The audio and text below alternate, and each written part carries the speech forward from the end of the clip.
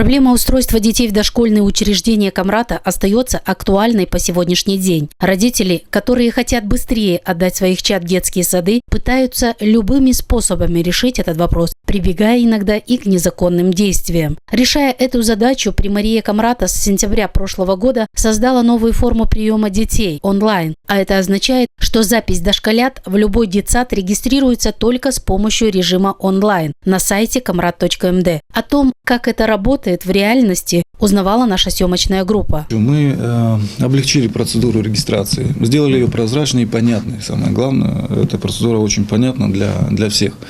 На сегодняшний момент те, кто владеют компьютером, могут зарегистрироваться онлайн на сайте Примарии kamrat.md. Тем людям, которые не владеют компьютерами, да, они могут по старой системе прийти в Примарию, подойти в 203 кабинет, зарегистрироваться, написать заявление, приложить все необходимые копии документов, зарегистрироваться. Цель была единственная – устранить коррупцию, которая возможна, да, в такого рода учреждениях, которая не должно быть, да и разговоров, собственно говоря, которые ходили по муниципию, по городу Камрат, о том, что дети принимаются только за деньги, мы должны были исключить.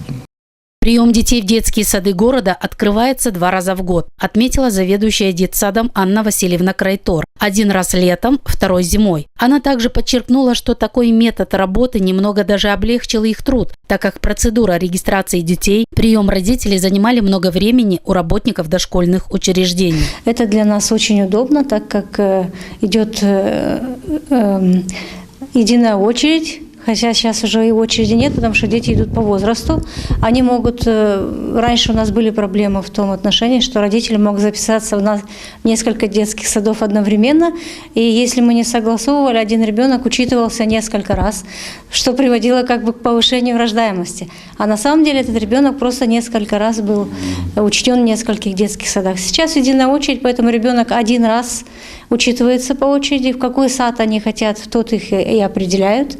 Поэтому нам стало удобнее, легко руководителям, потому что каждый день родители приходили, записывались, спрашивали, когда будет. Однако, несмотря на то, что Примария установила порядок по регистрации детей в дошкольные учреждения по единой очереди, детей все равно меньше не стало. Группы, как и прежде, переполнены и мест все равно не хватает. Проблема остается – это охват детей детским садом. Больше желающих в детский сад, чем возможности принять. Сад перегружен дважды. Мы при норме по кодексу образования 15-20 детей в группе, в нашем детском саду в группах по 40 детей.